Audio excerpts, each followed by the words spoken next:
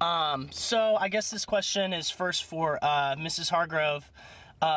What is the transportation department doing to prepare for the Formula One Austin Grand Prix in November?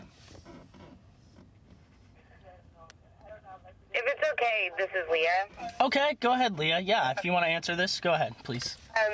We've worked with multiple departments, also state departments, to come up with kind of a holistic transportation plan, because we know that there's going to be a lot of road closures. We know that congestion is going to be an issue, but we're providing a lot of transportation alternatives. Capital Metro is going to be extending their red line. They're also going to come up with they have a circulator route through downtown. In addition to Capital Metro, Formula One has hired a company to provide over 400 shuttle buses. About 220 of those are going to be downtown. The others are going to be at the Expo Center. We've created a wayfinding system for pedestrians so they can easily identify where to go to find taxis and limos and pedicabs, and we've created special sites just for F1 where the taxis and limos and pedicabs can go. So they'll be staged and everyone will know how to get there. We've created, the city's created an application where people can get on their smartphones and find everything from parking to bike routes and bike parking to ground transportation, the shuttles. It'll include all of the festival closures. And the goal is the more information we can get out to the public about the closures and the other alternatives to driving their single occupancy vehicle, the easier it will be for people to make good decisions before they leave and not be taken by surprise when they get downtown. Absolutely. And I know, as you had just mentioned off camera, that there is a comprehensive transportation plan for this event. Could you just very briefly describe what that transportation plan is? I know you've now touched on the different services that are going to be provided through COA and also the contractor with Circuit of the Americas. Mm-hmm. So, I mean, the transportation plan kind of includes all of those elements that they all fit together to kind of create a holistic transportation plan. Are you asking more specifically about the number and types of road closures, or? No, that's fine. And how was this transportation plan formulated, if you could describe that process? When did we begin?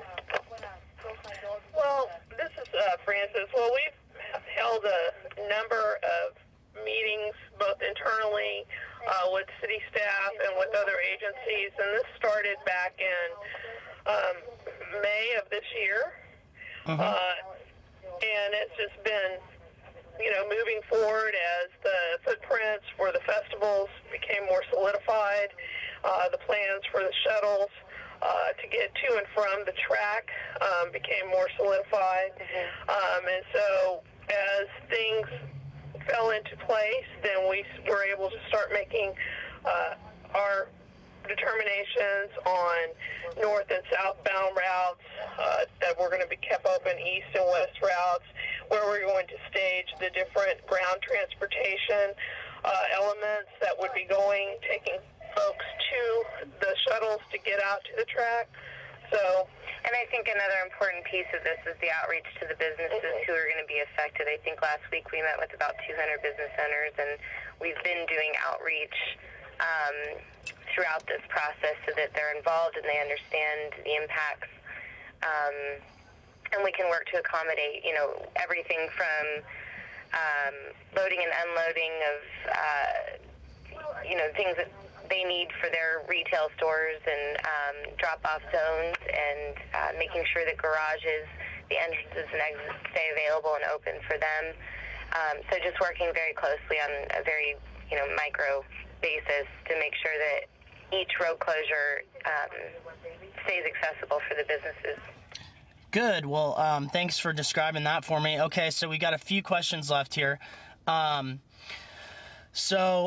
Basically, according to the Circuit of the Americas president, Steve Sexton, the shuttle bus service that you mentioned, the contractors, the shuttle bus service for free will transport, according to Mr. Sexton, 50% of the projected, I believe, 300,000 attendees to Formula One. It sounds like a really high number, but that was in the article. What percentage of attendees do you expect, attendees to Formula One, do you expect to use the City of Austin transportation resources that weekend? I'm not quite clear what you mean by transportation resources. Such as Capital Metro buses or the shuttles from the Travis County Expo Center you had described.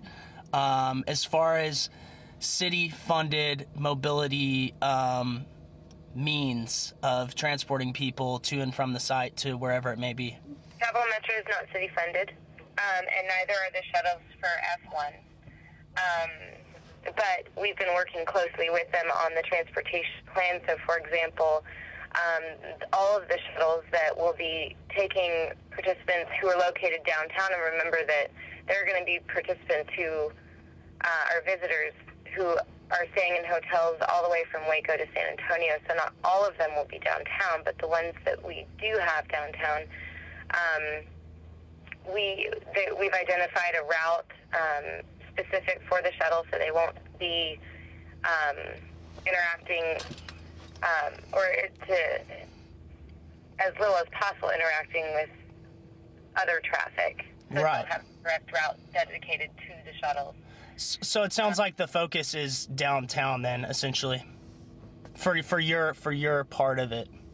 For the City of Austin, yes, but because we know that that's where a large impact is going to be. But we've also have focus on the Expo Center, and we're also coordinating with the state for transportation routes, along I-35 and out to the F1 site, and having, traffic cameras and working with APD to be able to monitor traffic and send detour information. Great. That sounds great. And Leah, you are correct. The Capital Metro is funded by 1 cent out of the 8.25 cent or percent, 1% of that sales tax with the state. So you are right about that. But, the City of Austin is paying you guys to work on the project, and it is city related. The city is involved with at least organizing how the Capital Metro buses will be used. So I just wanted to point that out. But, okay, just a couple more questions here. Thank you so much for your time. And, Francis, if you want to answer it, feel free to jump in, or whoever's best for it.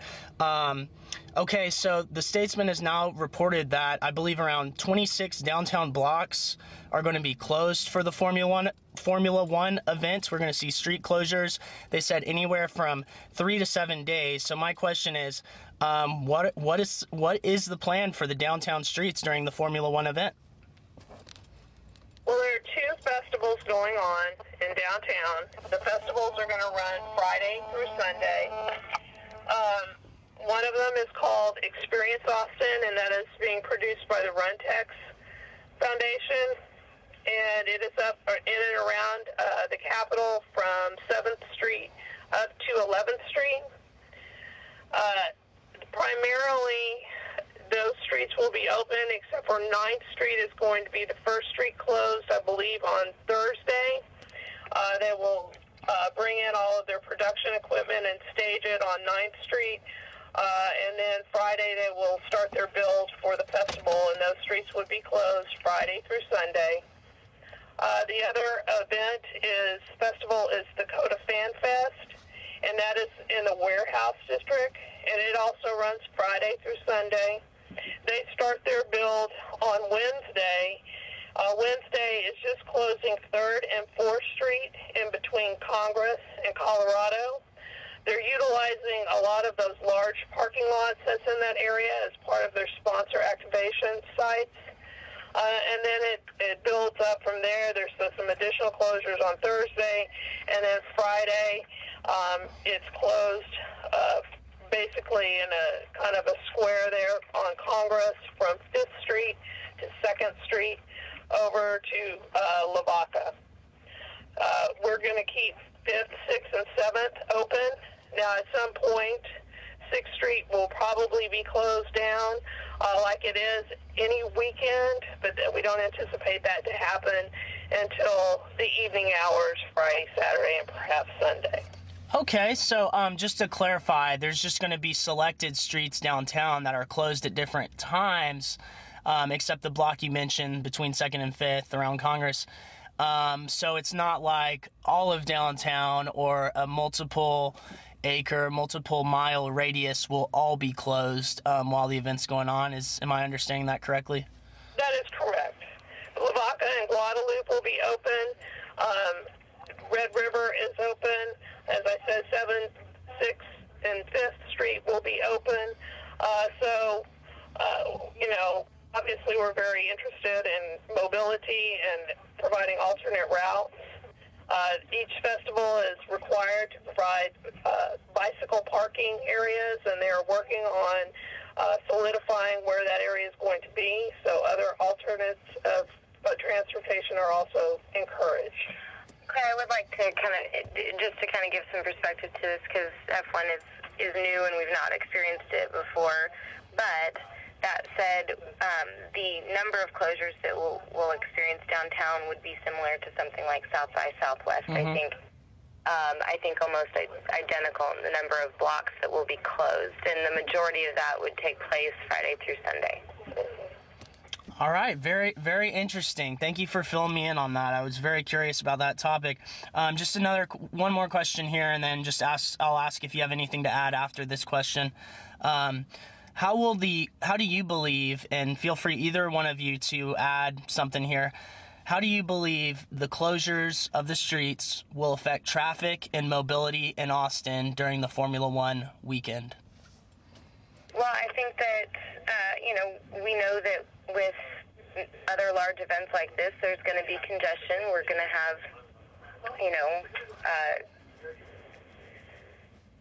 there is going to be some impact to congestion. However, the plan that's been put in place, and I think the number of resources, specifically with Circuits of America providing all of the shuttles, and the detailed plan that we have for ground transportation and working with Capital Metro, that there'll be a lot of mobility options, and that as long as we can get the word out to people that these are available options, that there's a good plan in place to kind of get people moving comfortably through downtown and out to the race efficiently.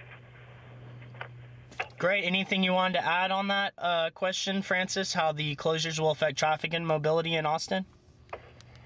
No, I think Leah covered it. I mean, we do a lot of large festivals in this town, so this is the first time we've done this one, but it's certainly not the first time we've done a large festival. Great. And just real quickly, this just popped in my head. Do you folks have a dollar amount or some concrete figure as to how much money the city is putting into planning for this event? I think that that's something all the departments are keeping track of as we provide resources to this event. But I don't know that we would be able to have anything solid until we wrap up and take a look back at F1. Great. I'd love to be in contact and see some of those figures after everything happens. So, I want to thank you both very much. I'll let you go. I know you guys got a busy day. Just wanted to ask if you had anything else to add to say about City of Austin planning or transportation for Formula One. Anything you want to put out there for anyone that may be listening, maybe going to the event or just going around the area and wanted to avoid the traffic enclosures and so forth? I think the city's created some great resources for people that they have, not just, we've created atxgrandprix.org where all of this information can be found, but it's also accessible on your smartphone. So as you're running around through downtown, you'll be able to get some very accurate information on where you need to go and how you need to get there, and that'll all be at your fingertips. And then, of course, 311 is a great resource, too, if you still find yourself needing some more information about transportation options. But definitely encourage, because there's going to be a lot of alternatives to your car, to use those when you can. Francis, anything to add? I don't think so, Clay. I think we've pretty much covered it. Yes, ma'am. Well, hey, Thank you so much for your time, and I appreciate you taking your time out of the day today. Not a problem.